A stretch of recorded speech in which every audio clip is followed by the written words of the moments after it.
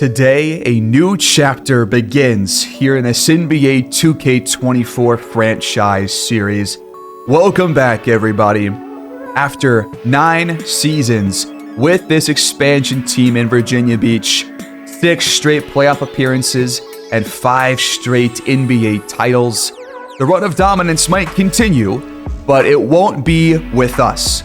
We are moving on from Virginia Beach to Pittsburgh, Pennsylvania, to take over the Pittsburgh Force, one of the newest expansion teams in the NBA. We have witnessed unrivaled dominance over the course of these last 5 playoff runs. We have witnessed one of the greatest players of all time in Mac Boyd completely dominate the competition alongside players like Jonathan Kuminga, Jalen Duren, Dario Jovanovic, Wilson Towns, and more. But today, things are going to change, and they're going to change drastically. We are not completely done with the Neptunes, though. We're going to keep track of this team throughout the course of the rest of this series, but the main focus now lies in Pittsburgh with the Force. The difference in these two rosters cannot be any more different. This right here is the largest gap in talent between two rosters, maybe in NBA history. The Force won 12 games only. The Neptunes won 52 and won their 5th straight title. This is the Neptunes roster entering this offseason.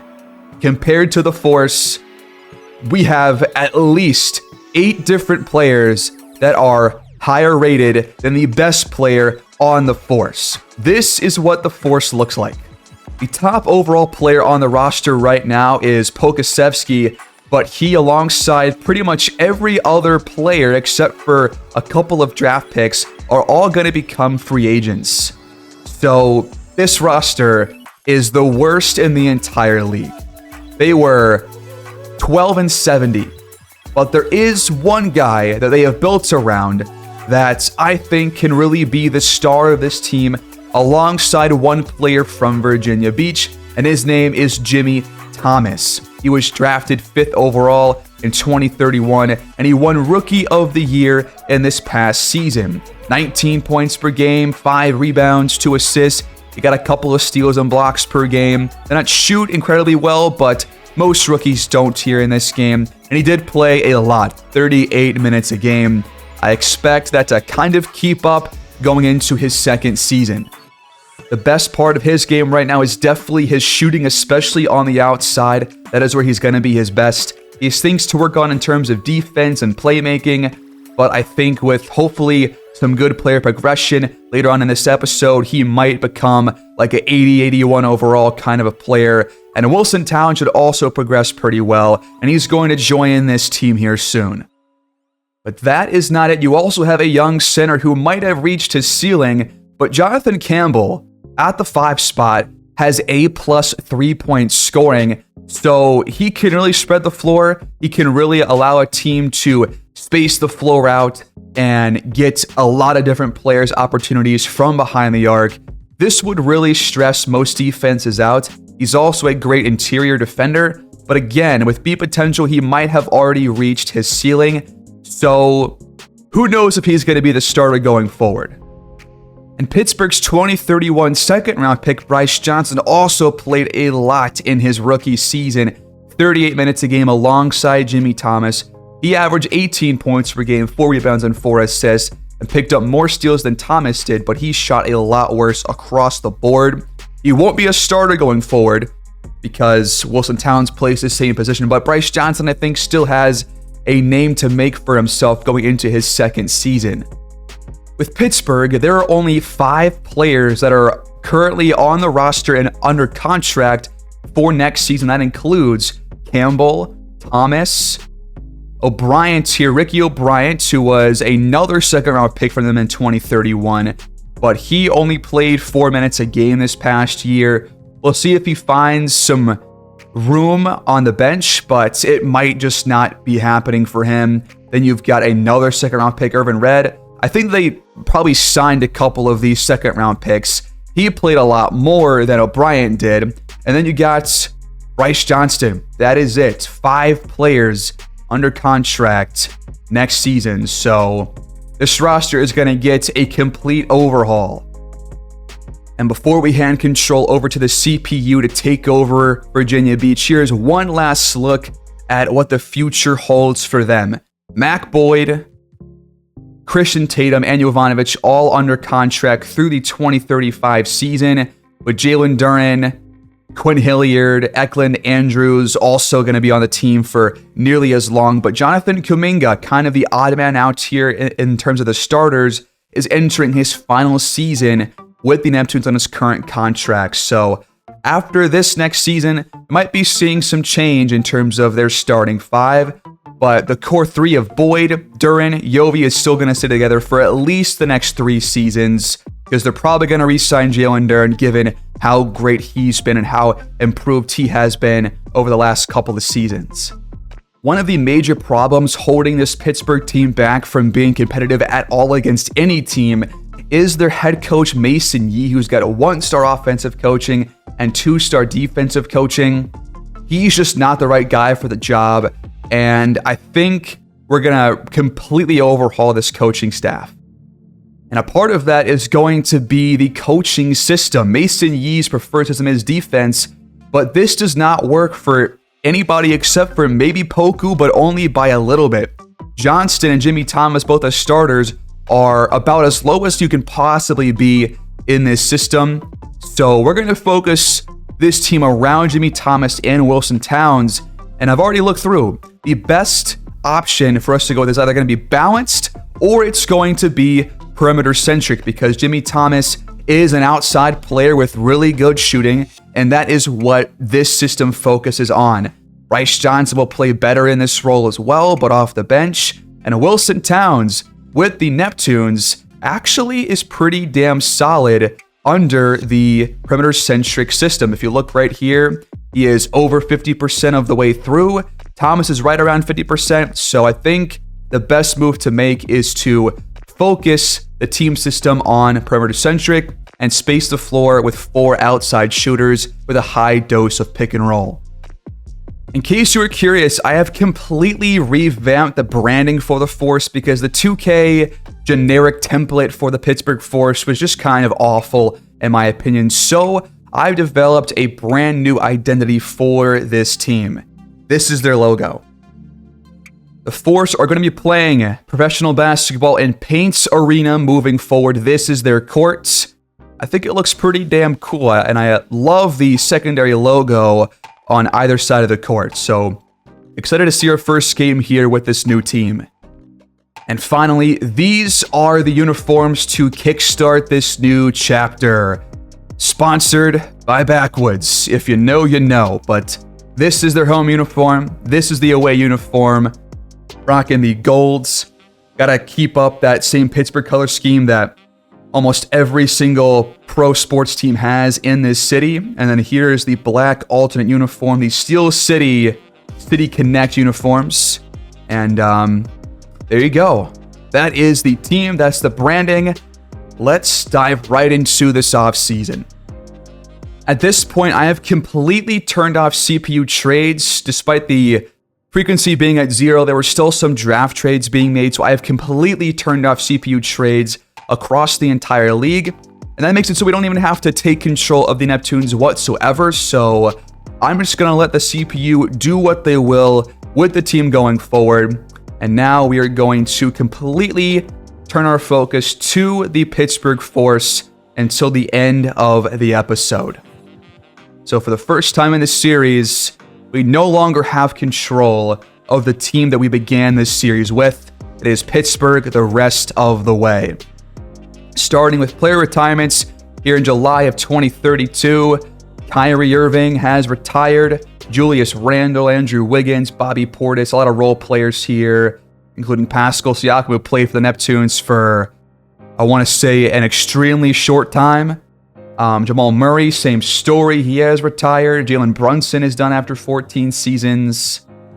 And Kyrie Irving deservedly makes the Hall of Fame. 21.6 points per game, just below 4 rebounds, just below 5 assists, 9 All-Star appearances, 1 championship there in Cleveland, 1 NBA second team selection, and 2 All-NBA third-team selections, plus a Rookie of the Year and an All-Rookie first team.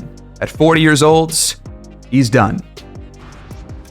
This right here is one of the biggest moments here in this new chapter.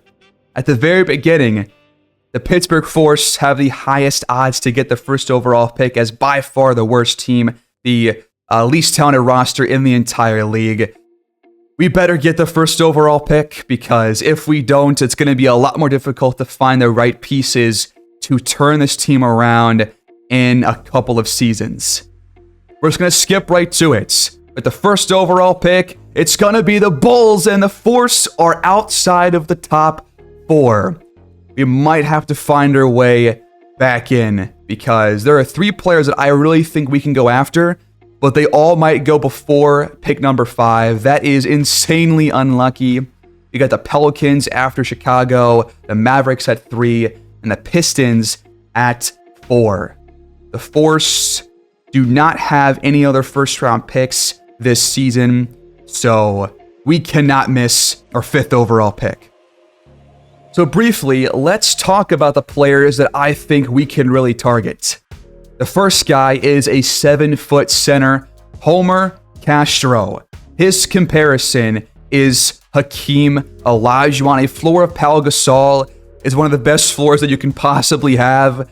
He is a great low post defender. He knows where to be and when. He's got high potential and a strong vertical leap to finish through traffic. He's got 4 badges, including one that is going to be huge in terms of scoring at the rim with drop stepper. He's got pogo stick, which will help for rebounding and trying to put in putbacks, post playmaker, and post spin technician.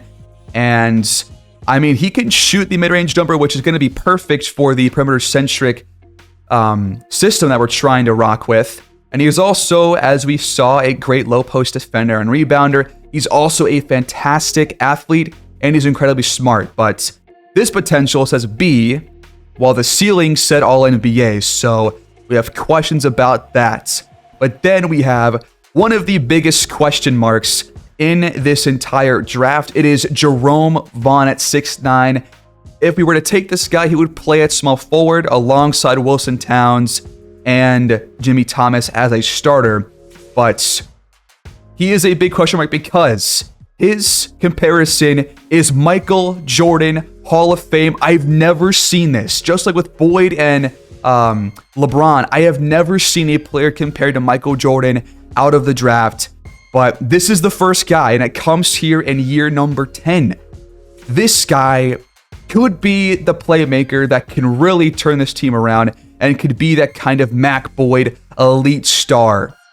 So, I mean, this guy could be a great player, or he could be a bust because his potential is only B- according to our 73% completed profile. But just like with Homer Castro, he's very smart, he's a great athlete, but he's better on defense. He's a good playmaker. He can knock down mid-range shots and score at the rim. But three-pointers are where he will struggle. So who really knows how good he's going to be? I can't really complete his profile, I don't think, but I will try to do so if we have the opportunity to do so before the NBA draft. But we don't even know what his badge numbers are, despite being nearly completed in terms of scouting. But he is probably going to go first overall according to every single draft projection. So it might not be easy. You've also got Daryl Moss, a 6'10 center at a 78 overall with no significant weaknesses. Elite scoring ability with his back to the basket, so he's going to be good scoring at the rim. He's also got the Pau Gasol floor. And in 4 games in college, we have some numbers for him. 22 and 11. 3 blocks per game, and he shot incredibly well, so that does check out for the inside scoring. A-, and he's honestly not that bad on jump shots either. He can really space the floor, which is going to be, again, perfect for this new coaching system. He's also as good of a low post defender as Homer Castro is, but not the smartest player, not the best athlete. The potential, though, looks to be maybe higher, but those ceilings are giving me some real problems here between these first couple of players. And the final guy that I want to touch on real quick here is Andre Wall. At 6'7", he can play small forward.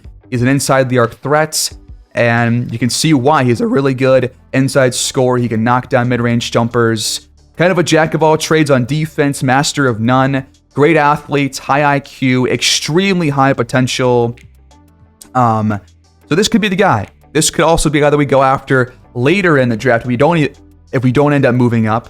He's got acrobat and fast twitch, and he's compared to Jamal Wilkes, all-star ceiling, or Willie Anderson, floor of a starter. Again, no significant weaknesses. He's got good balance and can rack up some steals. Don't have any college stats for him, but I really do think that we have at least 4 pretty solid options here. But these top 2, Homer Castro and Jerome Vaughn, have some big potential question marks. Let's turn our focus to this coaching staff. We have already let our head coach go, but I'm going to fire the rest of the coaching staff. And we're just going to completely rebuild this team from the ground up. And hopefully this will be a good beginning to this new chapter in the series.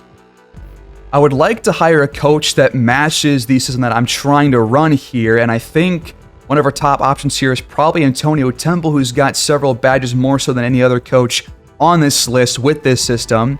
He's got B- offense, B+ defense. And I think he's probably the perfect guy to go after to bring in as a first-time head coach. So he's going to get the offer to be the head guy on this coaching staff. We have filled out every available staffing slot, and we have a brand new coaching staff led by Antonio Temple, alongside Francis Spencer as the assistant head coach. We have brought in James Harden as our shot doctor, Cam Dunn as our big man coach, Terrence Frazier as the outside defense coach, and Kevin Durant as our new wing whisperer. So 2 former really, Hall of Fame, great NBA players. And hopefully these guys can help us out, especially on the offensive end. That's the goal here, is to really bring Jimmy Thomas and Wilson Towns up a notch to really turn this franchise around. We're going to use our top pre-draft workouts on the guys that we focused on going into this offseason. We'll also focus on a couple other guys that we have nearly fully scouted to try and round out those profiles. Not sure if this will increase the percentage, but hopefully it does, to give us a real chance to have full knowledge of this draft class. And that will get us full knowledge on Jerome Vaughn. He's got 2 badges, a 91 shot tendency. And in college for him, he averaged over 25 points per game, 8.5 rebounds, a lot of assists, 4 steals and 4 blocks. Okay, I think I'm sold on Vaughn here. I believe that his potential is probably higher than we saw last time. If you look at the grades, it still says B-, but can you really pass up on the Michael Jordan Hall of Fame comparison? I'm not so sure that you can. I think we got to try and get that first overall pick, but it might be really difficult. The problem, though, is that we really have no players that we can trade except for somebody like Irvin Red. So I guess we can try and move him, but you can't move Jimmy Thomas. You can't move guys who are going to be free agents. So it might just not be possible for us unless we just give up a lot of draft picks, which I think could be worth it. But in a rebuild, you want to put all your chips in one basket and one player. I'm not so sure. I think it makes more sense for us to try and acquire the 2nd overall pick. I doubt the Bulls would give up the 1st overall pick in any case. So if we offer this, the Pelicans are going to say no. I think that makes a lot of sense. What if we throw in an extra 1st round pick or 2 later down the line, like a 2035 first? What do they say now? It's not going to happen, I guess. I think we're going to have to wait until the first 2 picks have been made, folks. That's just how it is. You can't always trade up in the draft, especially with guys like this at the top. With the 1st overall selection, the Chicago Bulls will select Jerome Vaughn out of Clemson, the Michael Jordan Hall of Fame comparison. I mean, can't really go on there unless he does have that low potential. The Pelicans at pick 2, they select Eric Olsen. Did not expect him to go here. Both centers still on the board. So is Andre Wall, which means that we will get one of those three. And frankly, I think I'm comfortable, I think, drafting any one of those three players. So I don't think it matters who really goes here in these next two picks. But if you want to go with that really high potential player in Andre Wall, then you might want to trade up here to pick number 3. We make a feeler offer to the Mavericks. What do they say to this trade? This wouldn't... I'm not going to make that trade. That would be just a bad trade for them. If we throw in a 2036 first-round pick included, the Mavericks have agreed to the offer. We have traded up in the draft, and I guess we're on the clock. So do we go after Homer Castro, Daryl Moss, or Andre Wall? Let's get a refresher on these three players. Homer Castro, a ceiling of Hakeem Olajuwon.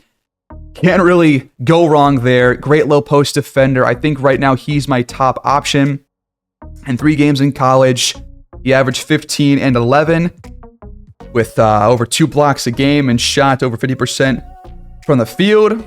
Needs to work on the inside scoring, but he can knock down mid-range jumpers. The defense is already there. So is the rebounding and the athleticism and the IQ.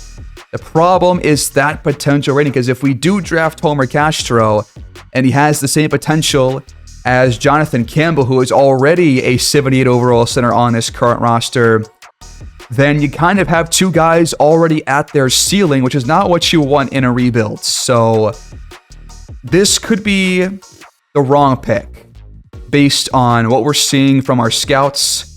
If we look at Daryl Moss, he is 2 inches shorter. He's got Dream Shake, Fast Twitch, and Rise Up. So he's going to be a really good inside scorer.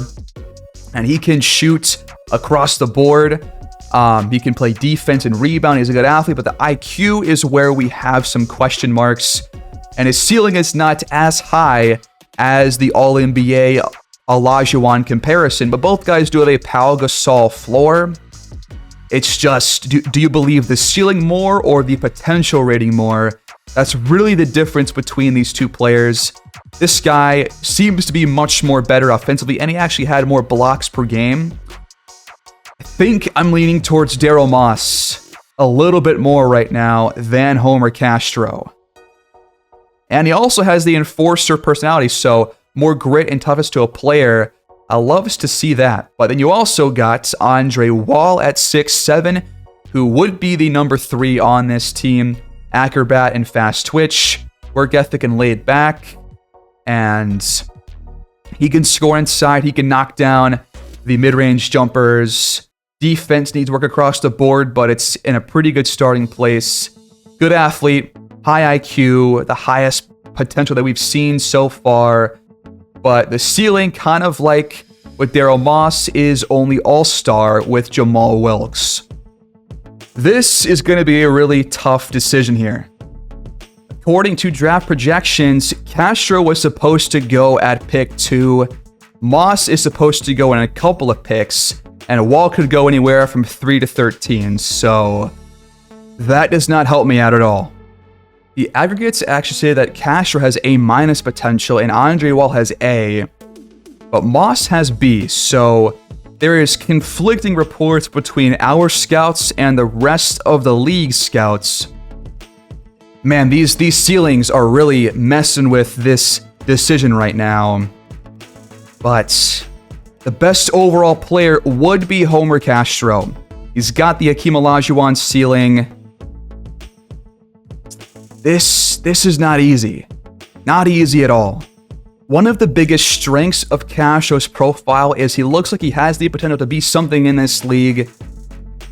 I think I'm going to go with Homer Castro. I really do. I think that is going to be the pick here. He was supposed to go at number 2. The Pelicans passed, but I'm not going to.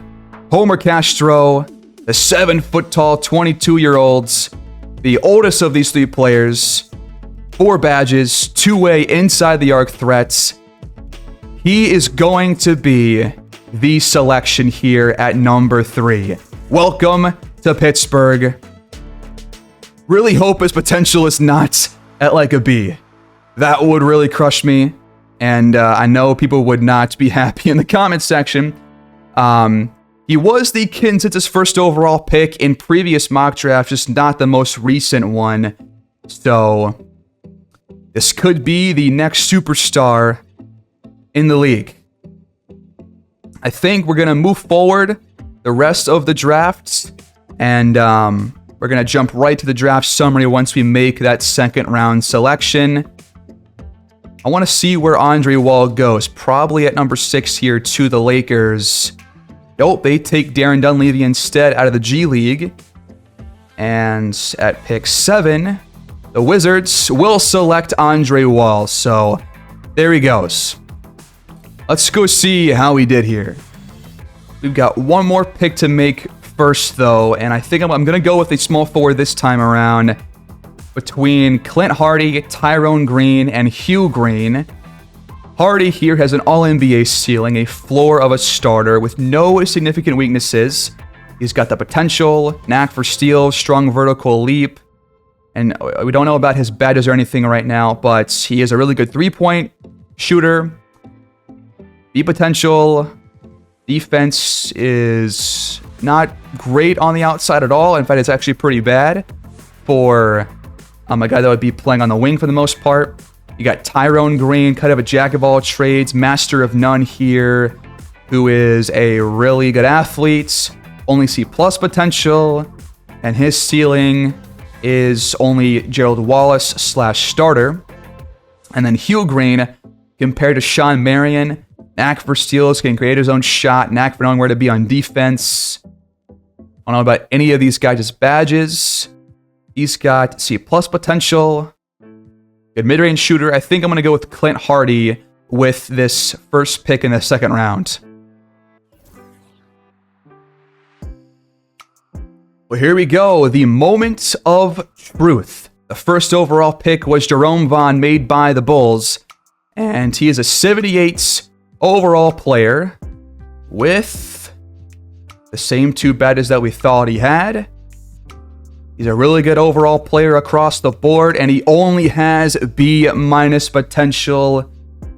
All right, I'm kind of glad we did not make that trade to get the first overall pick. I'll take it. At pick number 2, Eric Olsen. Really good offensive player across the board, A- potential. Cool. Homer Castro, B- potential. Are you kidding me? Oh no. Andre Wall and Daryl Moss are definitely going to have a higher potential. This hurts. This hurts. He's pretty much already reached his ceiling. Oh man, this is not how I thought we were going to start this rebuild. That is tough. Oh man. I've done this way too often. Way too often. Maybe he can be a kind of Jalen Duren-esque player where he kind of plays above his overall, but my God, I keep doing this year after year. That hurts. Oh well, though, I'm not gonna harp on this too much. Roderick Ross at pick 4, B potential. Then Haywood, A-. Dunleavy, B+.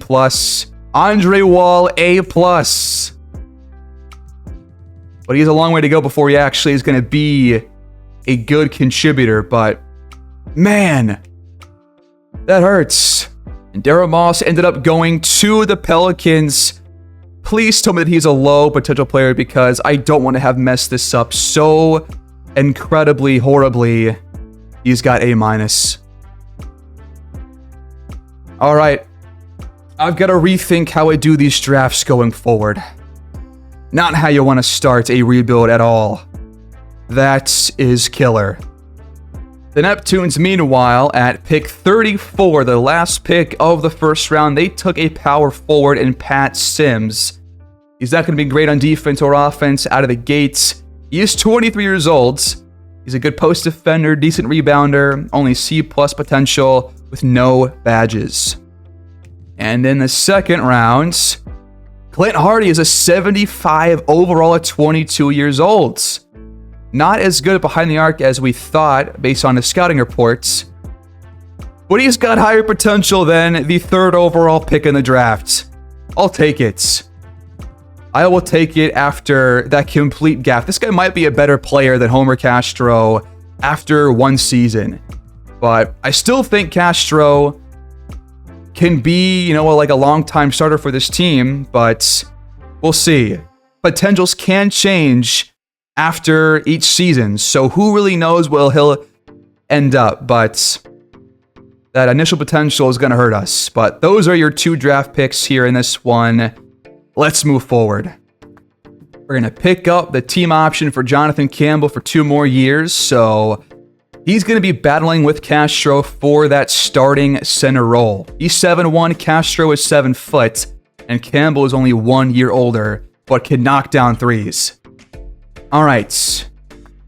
We're going to send Wilson Towns now from the Neptunes to the Pittsburgh Force.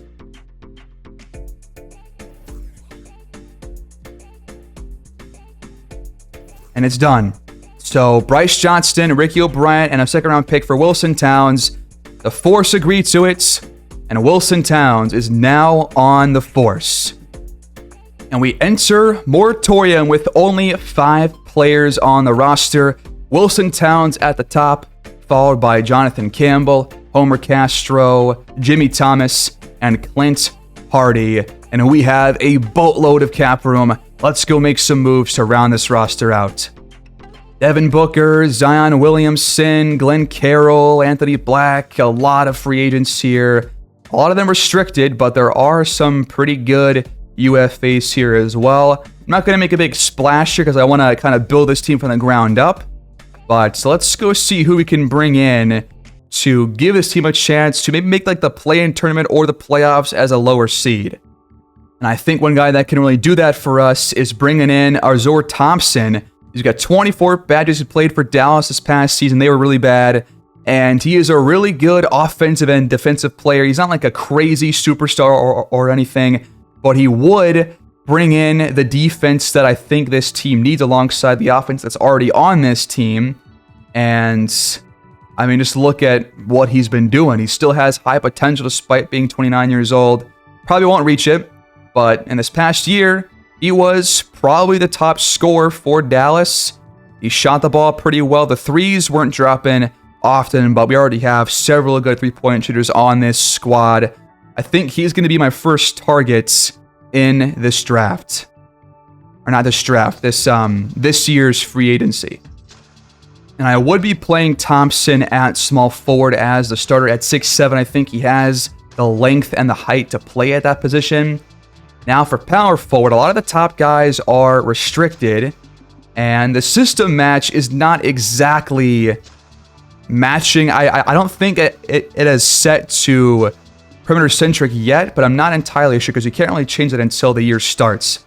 But I think you do have options, but they're mostly veteran options like Jalen Johnson or Matt Cameron, Grant Williams, Jared Vanderbilt, Rui Hachimura. So there aren't great options unless you want to go after Zion, but how is he only expected to get $20 million? That can't be right.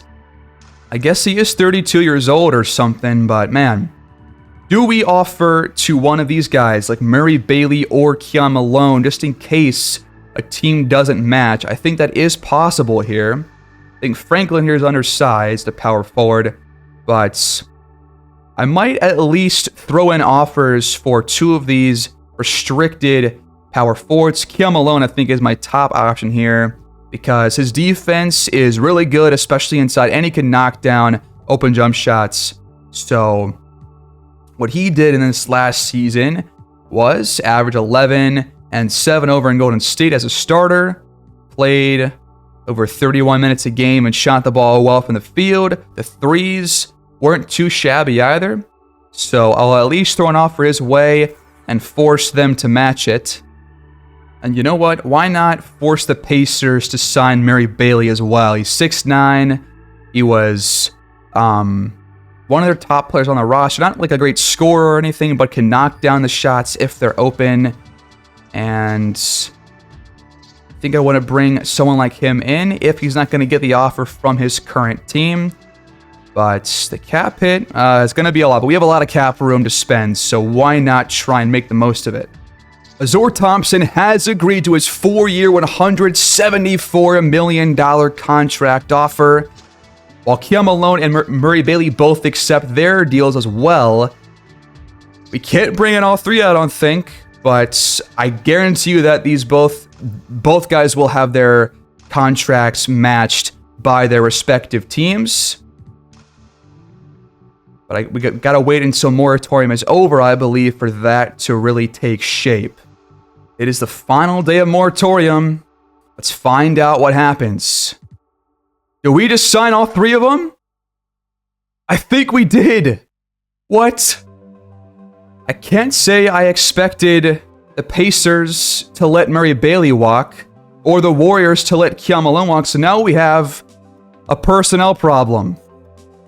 What is going on here? This is not going the way I thought it would whatsoever, but, I mean, we got all three guys. You might quickly turn this team around. Wow.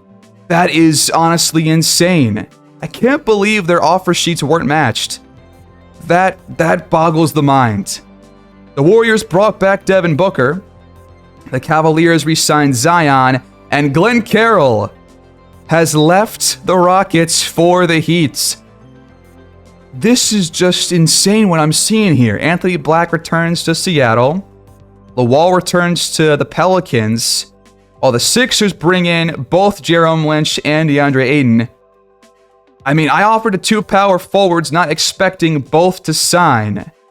But I guess one guy's going to come off the bench in a big role. So that is an interesting development here in the offseason. DeJounte Murray signs with the Clippers. Benedict Mathurin signs with the Hawks. Conley to the Wizards. Guerrero re-signs with the Kings on a 4-year contract as the Breeze bring in Rolando McGee, who I think was a restricted free agent for them as well. So those are the biggest moves so far. AJ Gilmore re-signs with Cleveland too. Wow. I'm still kind of stunned. I think we're putting a pretty solid squad together here, but now we got to go after a backup shooting guard most likely. We got to go after a good point guard to back up Wilson Towns. We need some depth on this team at those spots, and small forward too, but I think Clint Hardy can step in as a big minute backup as well. So let's go find the final pieces to this puzzle. I know he does not really fit our system as well as some other options here in the open market, but I think bringing in Freddie Simmons could be a really big boost to the bench. We have seen this guy so many times for so many different teams, and I think it's time that he joins one of ours. And real quick, I am going to move Azor Thompson's main position to small forward and his secondary one back to shooting guard. I think that makes more sense than what it was before.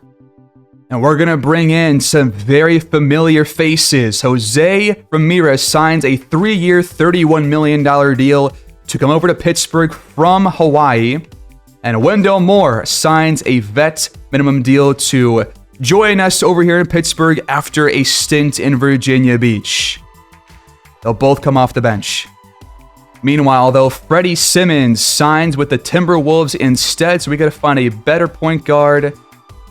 And instead of him, you got options like Marvin Harrison, who has got 8 badges, offense, heavy points. He's a pretty good shooter. He played in New Orleans behind the wall, so he's used to coming off the bench. He also passes the ball pretty well in less than 20 minutes per game. I think he's a definite solid option here. There's also Magnus Larsson, but he's only 6'2". Harrison is 6'3" and younger. I think I like Harrison more. Larsson is a better three-point shooter and a better shooter overall, but not as good of a passer, and I want somebody who can pass the ball off the bench. So let's go after Harrison here. And he will accept a 3-year, $38 million contract. Welcome to the bench. We're going to round the roster out by bringing in Marvin Bagley as our third power forward. And 2 more veterans with D'Anthony Melton and Tre Jones. Melton played for this team last year, so he is going to come back on a 1-year deal. And finally, one last offer. Mo Bamba is going to round out this Pittsburgh Force team. They look completely different compared to last season. And Virginia Beach, the Neptunes end up signing Magnus Larsson to a 2-year deal. They also sign Mark Haynes to a 2-way contract. So that's the only moves for the Neptunes this year, but they have most guys returning, so not many moves to be made for them. For us, this was the total package that we got. We got Azor Thompson. We got Murray Bailey, Keon Malone, all guys making over $20 million. Jose Ramirez, Marvin Harrison, Wendell Moore, Tre Jones, Bagley, Melton, Bamba, all of the above have joined this new expansion team. I really, truly did think that at least one of those contracts would get matched, but I wish I would have had the option to choose between the two, because I would have gone after somebody else if I would have known that both guys would have actually signed without any other offers from their original teams. But regardless, I think the team is going to be actually pretty good this year. I think it's going to be a fun team. Now we're going to see player progression for guys like Wilson Towns and Jimmy Thomas. And Wilson Towns is not only going to gain 7 new badges, but he goes up to an 84 overall. And Jimmy Thomas, not too far behind. This could be a really fun team already. I thought they were going to be horrible, but maybe not. Jonathan Campbell goes up by 1, but his potential, just like Castro's, at B-. Can't be too upset about that draft pick now that we have all these different players on the team. This is going to be very, very interesting. So, Towns, how have his badges changed in this offseason? He's gained a couple. He's got gold mini magician, silver bailout, catch and shoot, guard up, and needle threader, with bronze ankle breaker, blinders, fast twitch, fearless finisher, handles for days and killer combos, and space creator and unpluckable. Jimmy Thomas has 11 badges now, with silver acrobat, catch and shoot, deadeye, fearless finisher, comeback kid, corner specialist, guard up, hyperdrive, rebound chaser, slippery off ball, and slithery. So that's what you got. And I mean, this is way different than I thought was going to happen in this offseason, but you know what? I think I'm here for it. I really do. Looks like the Grizzlies got worse with their top couple of players. The Hawks did not really get a whole lot better. The Heat, they brought in Carroll. We'll see if they're any good. The Hornets got some for Jose Pena. The Utah Jazz only got 1 for Rhodes, so he's probably reached his ceiling now at 27 years old. He did not end up having that insanely high potential. Guerrero goes up by 2 over in Sacramento.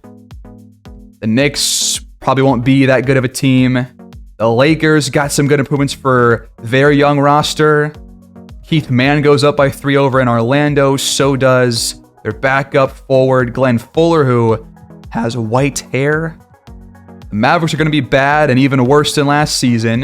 The Neptunes got even more progression from Jalen Duren on his inside defense, and Cecil Andrews and Bryce Johnston and Eklund all go up by 3 across the board, but those potentials have all dropped down to below B+. So got to keep that in mind. For the Neptunes, we will obviously still keep track on them throughout the course of every episode. The Nets seems to have only gotten worse in terms of progression. Same goes for Denver with 1 player, Chester Simon, going up by 3. The Pacers let us sign Murray Bailey. I don't know why. The Pelicans got some development for Lawal and for their young center, Mark Law, who is 24 years old. The Pistons, we'll see if they're going to be any good again this year. They were way better than I thought they would be this past season, but then we kind of destroyed them in the playoffs with the Neptunes. The Raptors got some good developments. The The Rockets got better with a couple of players, but not by a whole lot. But they'll still be probably a top contending Western Conference team. The Sonics got some development for Jonathan Mayo, the young point guard. And then Fleming is about to be a superstar caliber player with the Spurs. They're going to be a scary, scary team, I think, if they're healthy. The Suns got a lot of good development for their young talents. The Thunder improved a little bit with AC Reeves, but Porzingis and RJ Barrett, their two biggest signings from, I think, last season, both regress. The Timberwolves lose a point or two for their two starting bigs. Portland, not a whole lot of development here. The Warriors are seeing some regression for AC Cole, Devin Booker, and Junior Buford as they kind of cross that 25-year-old threshold.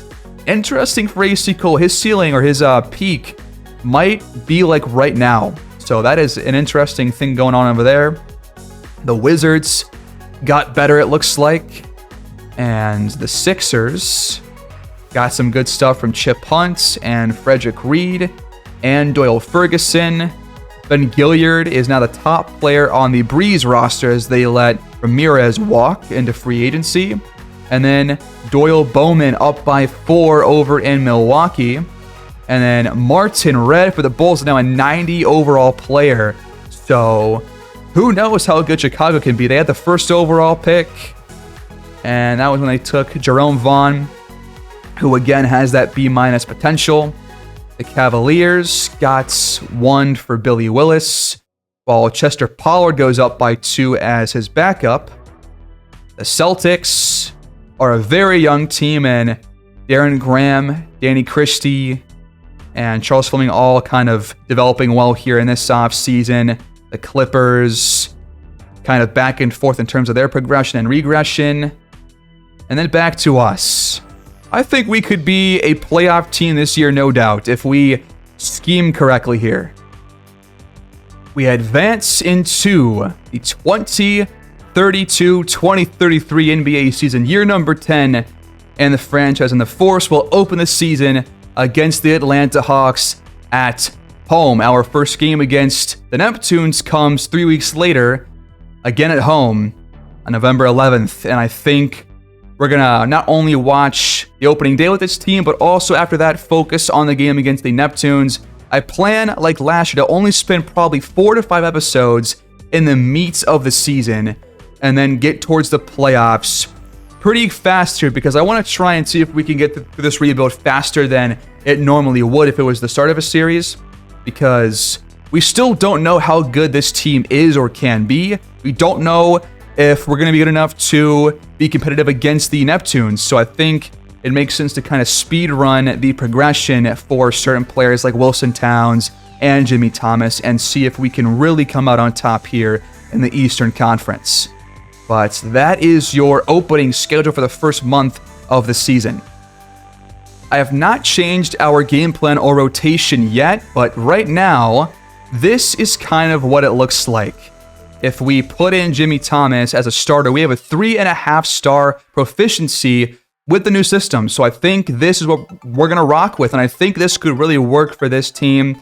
We start Castro. He's about halfway there to being fully developed in this system. If we put in Campbell here instead, it's still 3.5. So either guy can fill in here. But I think Castro will get the starting job over Campbell to start the season. And Thomas will start at the 2 spot over Jose Ramirez. Now for power forward, is it Keon Malone or Murray Bailey? If you start Malone, you're better off. So I think Bailey's going to come off the bench instead to kind of round out how we are going to do this game plan. The Neptunes roster was eventually rounded out, though, by Leo Macy. And that was their only other signing, so not many moves for the Neptunes as expected. They're going to be pretty much the same team as last year, just with a couple of different faces off the bench. Here's my initial lineup for a 10-man rotation entering our first season with the Pittsburgh Force. Wilson Towns, 35 minutes a game, and 30-plus for Jimmy Thomas and Azor Thompson. And I think it makes sense to have our bigs kind of split playing time because we still don't really know who we actually want to be the full-time starter at those spots. So I think Malone and Bailey splitting time and Castro and Campbell splitting time makes sense for now to give guys plenty of chances to show what they're worth. We'll get 17 off the bench from Ramirez and our second-round pick, Clint Hardy, over Wendell Moore. And then to back up Towns, Marvin Harrison, 13 minutes off the bench. And there is your 10-man rotation. We're going to use the Grizzlies playbook this season, which has a high dose of pick and roll, which is perfect for what this system does. And it will focus a lot on our point guard, Wilson Towns, who I think could really be maybe the star player of this team as of right now. I think Azor Thompson and Jimmy Thomas can also make a case for that. But in terms of the assignments for plays, what do you want to see for certain players? For Thomas, I think it makes sense for him to be a ball handler and a shooter as well. But for Wilson Towns, compared to what he was doing for us, this is actually the exact same priority list that he had when he was in Virginia Beach.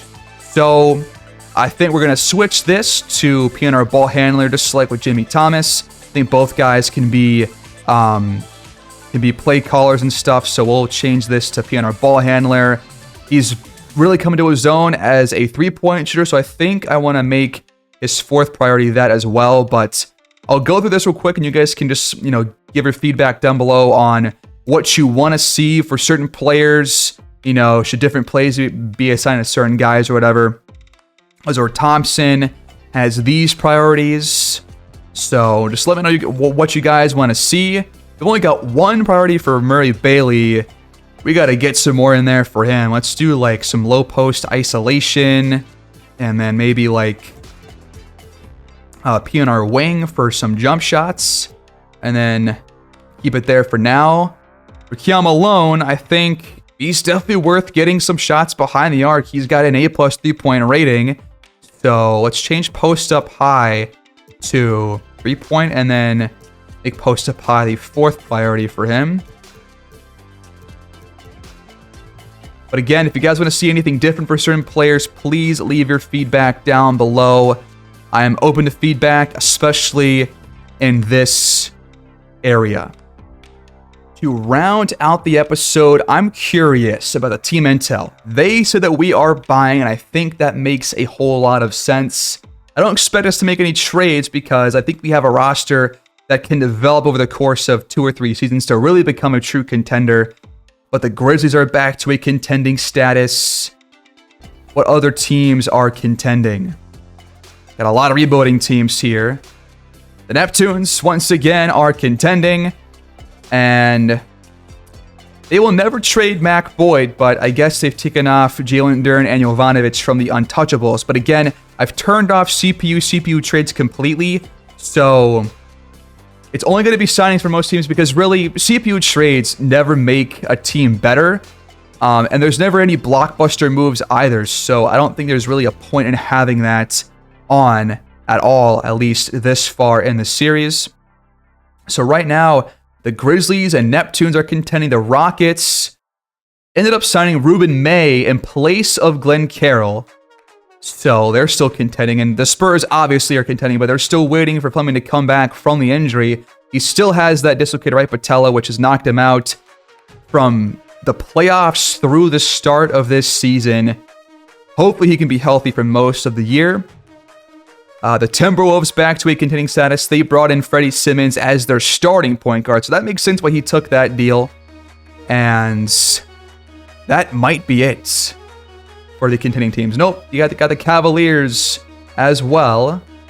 But they're not as good as they look on paper. So you pretty much have 5 teams contending. We in Pittsburgh are not one of them. But we are at least buying, which means that we are probably going to make the playoffs as a mid to low tier seed. So this is the roster. This is the team. What do you guys want to see going forward? Are you excited for this new chapter in this series? Do you think that we really have a chance here to overcome these Neptunes within 2 to 3 years? I think it's possible. I really do think it is. But here's your team. Got a very young roster overall, brought in a couple of veterans. And I think we're going to be a fun team to watch. And I can't wait to go into opening night against the Hawks on the October 20th game. And then after that, we'll focus on the game against the Neptunes as our first litmus test on if we can really compete with that team. But that's going to be it here, folks. Let me know your thoughts on the episode, on the draft, which obviously did not really go our way with that 3rd overall pick, and your thoughts on our signings, your thoughts on what you expect this team to accomplish here in this first season, and if you think that we can really give the Neptunes a run for their money. That's going to end the episode here, folks. Thanks so much for watching. Please like the episode, comment down below, subscribe to my channel if you enjoyed the content, and I will see you guys on opening night in this new chapter with the Pittsburgh Force. Peace out and take care.